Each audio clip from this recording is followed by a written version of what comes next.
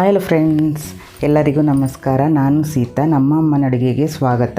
ಯಾರೆಲ್ಲ ಸಬ್ಸ್ಕ್ರೈಬ್ ಮಾಡಿ ನೋಡ್ತಾ ಇದ್ದೀರಾ ಎಲ್ಲರಿಗೂ ಧನ್ಯವಾದಗಳು. ಯಾರೆಲ್ಲ ಸಬ್ಸ್ಕ್ರೈಬ್ ಮಾಡ್ದಿರಾ ನೋಡ್ತಾ ಇದ್ದೀರಾ ಈಗಲೇ ಹೋಗಿ ಸಬ್ಸ್ಕ್ರೈಬ್ ಮಾಡಿ ಬೆಲ್ ಐಕನ್ ಕ್ಲಿಕ್ ಮಾಡಿ ನಾವು ಹಾಕೋ ವೀಡಿಯೋಸ್ ಎಲ್ಲ ನೋಟಿಫಿಕೇಷನ್ ಆಗಿಬರುತ್ತೆ. ಇವತ್ತು ನಾವು ಎಲೆಕೋಸಿಂದ ಬೋಂಡ ಮಾಡ್ತಾಯಿದ್ದೀರಿ. ತುಂಬ ರುಚಿಯಾಗಿರುತ್ತೆ, ತುಂಬ ಗರಿ ಗರಿಯಾಗಿ ಇರುತ್ತೆ, ಟೇಸ್ಟಾಗಿರುತ್ತೆ. ಈ ಬೋಂಡ ಟೀ ಕಾಫಿಗೆ ಒಳ್ಳೆ ಕಾಂಬಿನೇಷನ್ನು. ಸಂಜೆ ಹೊತ್ತು ಮಳೆ ಬೀಳ್ತಾ ಇರಬೇಕು, ಈ ಥರ ಬೋಂಡ ಮಾಡಿ ತಿನ್ನೋದಕ್ಕೆ ತುಂಬ ಚೆನ್ನಾಗಿರುತ್ತೆ. ಹಾಗೆ ಈ ವಿಡಿಯೋ ಫುಲ್ಲಾಗಿ ನೋಡಿ. ಬನ್ನಿ ಎಲೆಕೋಸಿನ ಬೋಂಡ ಹೇಗೆ ಮಾಡೋದು ಅಂತ ನೋಡ್ಕೊಂಡು ಬರೋಣ. ಅದಕ್ಕಿಂತ ಮುಂಚೆ ಈ ವಿಡಿಯೋಗೊಂದು ಲೈಕ್ ಮಾಡಿ, ಶೇರ್ ಮಾಡಿ, ಕಮೆಂಟ್ ಮಾಡಿ. ಕ್ಯಾಬೇಜ್ ಬೋಂಡ ಮಾಡೋದಕ್ಕೆ ಬೇಕಾಗಿರುವ ಇಂಗ್ರೀಡಿಯೆಂಟ್ಸ್: 1 ಕಪ್ ಆಗೋಷ್ಟು ಕಡಲೆ ಹಿಟ್ಟು, 2 ಟೇಬಲ್ ಸ್ಪೂನ್ ಆಗೋಷ್ಟು ಅಕ್ಕಿ ಹಿಟ್ಟು, ಹಾಗೆಯೇ ಒಂದು ಅರ್ಧ ಟೀ ಸ್ಪೂನ್ ಆಗೋಷ್ಟು ಓಂಕಾಳು, 1 ಟೀ ಸ್ಪೂನ್ ಆಗೋಷ್ಟು ಅಚ್ಕಾರದ ಪುಡಿ, 1/4 ಟೀ ಸ್ಪೂನ್ ಆಗೋಷ್ಟು ಅರಿಶಿನ ಪುಡಿ, 2 ಕಪ್ ಆಗೋಷ್ಟು ಎಲೆಕೋಸನ್ನ ಈ ಥರ ಚಿಕ್ಕದಾಗಿ ಕಟ್ ಮಾಡಿ ಇಟ್ಕೊಂಡಿದ್ದೀನಿ, 2 ಟೇಬಲ್ ಸ್ಪೂನ್ ಆಗೋಷ್ಟು ಕೊತ್ತಂಬರಿ ಸೊಪ್ಪು, ಅರ್ಧ ಇಂಚ್ ಆಗೋಷ್ಟು ಶುಂಠಿನ ಚಿಕ್ಕದಾಗಿ ಕಟ್ ಮಾಡಿ ಇಟ್ಕೊಂಡಿದ್ದೀನಿ, 2 ರಿಂದ 3 ಹಸಿಮೆಣಸಿನಕಾಯಿನ ಚಿಕ್ಕದಾಗಿ ಕಟ್ ಮಾಡಿ ಇಟ್ಕೊಂಡಿದ್ದೀನಿ, 2 ಈರುಳ್ಳಿನ ಚಿಕ್ಕದಾಗಿ ಕಟ್ ಮಾಡಿ ಇಟ್ಕೊಂಡಿದ್ದೀನಿ, 1 ಟೇಬಲ್ ಸ್ಪೂನ್ ಆಗೋಷ್ಟು ಕರಿಬೇವು ಸಹ ಚಿಕ್ಕದಾಗಿ ಕಟ್ ಮಾಡಿ ಇಟ್ಕೊಂಡಿದ್ದೀನಿ. ಎಣ್ಣೆ ಡೀಪ್ ಫ್ರೈ ಮಾಡೋದಕ್ಕೆ ರುಚಿಗೆ ತಕ್ಕಷ್ಟು ಉಪ್ಪು. ಮಾಡೋದು ಹೇಗೆ ಅಂತ ನೋಡೋಣ. ಮೊದಲು ಒಂದು ಬೌಲ್ಗೆ ನಾನು ಎಲೆಕೋಸನ್ನು ಹಾಕೊತಾ ಇದ್ದೀನಿ. ಈ ಥರ ಚಿಕ್ಕದಾಗಿ ಕಟ್ ಮಾಡಿ ಹಾಕೊತಾ ಇದ್ದೀನಿ.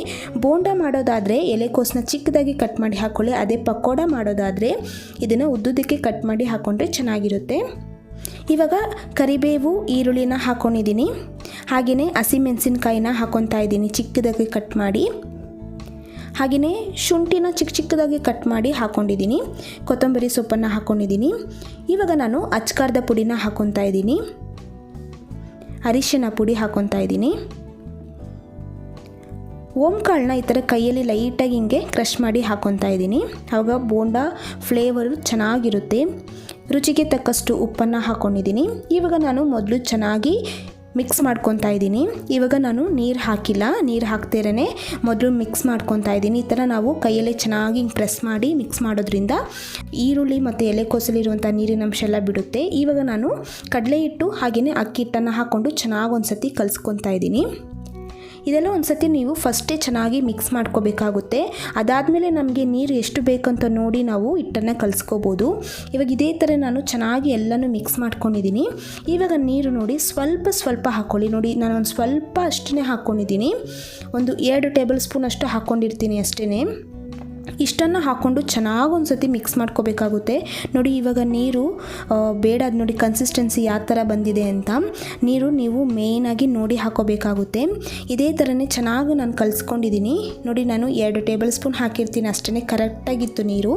ಇವಾಗ ನೋಡಿದ್ರಲ್ಲ ಈ ಥರ ನಾವು ಉಂಡೆ ಮಾಡೋ ಹದ ಇರಬೇಕು. ಇವಾಗ ಇದೆಲ್ಲ ರೆಡಿಯಾಗಿದೆ. ನಾವು ಮಾಡೋದು ಹೇಗೆ ಅಂತ ನೋಡೋಣ. ಇದೇ ಥರನೇ ನಾನು ಒಂದು ಪ್ಲೇಟಲ್ಲಿ ಈ ಥರ ಉಂಡೆ ಮಾಡಿ ಇಟ್ಕೊಂಡಿದ್ದೀನಿ, ಬೋಂಡ ರೀತಿಯಲ್ಲಿ ಮೀಡಿಯಮ್ ಶೇಪಲ್ಲಿ. ಹಾಗೆಯೇ ಸ್ಟವ್ ಹಚ್ಚಿ ಇವಾಗ ಒಂದು ಪ್ಯಾನ್ ಇಟ್ಕೊಂಡು ಎಣ್ಣೆನ ಬಿಸಿ ಮಾಡೋಕ್ಕೆ ಇಡ್ತಾ ಇದ್ದೀನಿ.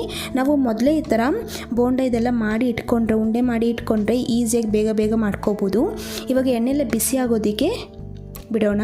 ಇವಾಗ ಎಣ್ಣೆ ನೋಡಿ ಈ ಥರ ಬಿಸಿಯಾಗಿದೆ, ಅಂದರೆ ತುಂಬ ಜಾಸ್ತಿ ಹೈ ಫ್ಲೇಮು ಇಲ್ಲ, ಲೋ ಫ್ಲೇಮ್ ಇಲ್ಲ, ಮೀಡಿಯಮಾಗಿ ಬಿಸಿಯಾಗಿದೆ.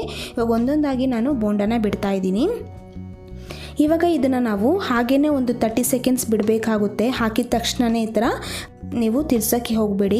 ಇವಾಗ ಒಂದು 30 ಸೆಕೆಂಡ್ಸ್ ಆದಮೇಲೆ ಇವಾಗ ಇದೇ ಥರ ಲೈಟಾಗಿ 2 ಕಡೆನೂ ನಾವು ಅದನ್ನು ಬೇಯಿಸ್ಕೋಬೇಕಾಗುತ್ತೆ ನೀಟಾಗಿ. ಈ ಥರ ಇದೇ ಥರ ನಾವು ಮಾಡೋದ್ರಿಂದ ಮೇಲ್ಗಡೆ ಕ್ರಿಸ್ಪಿ ಬರುತ್ತೆ, ಒಳಗಡೆ ಚೆನ್ನಾಗಿ ಬೇಯುತ್ತೆ.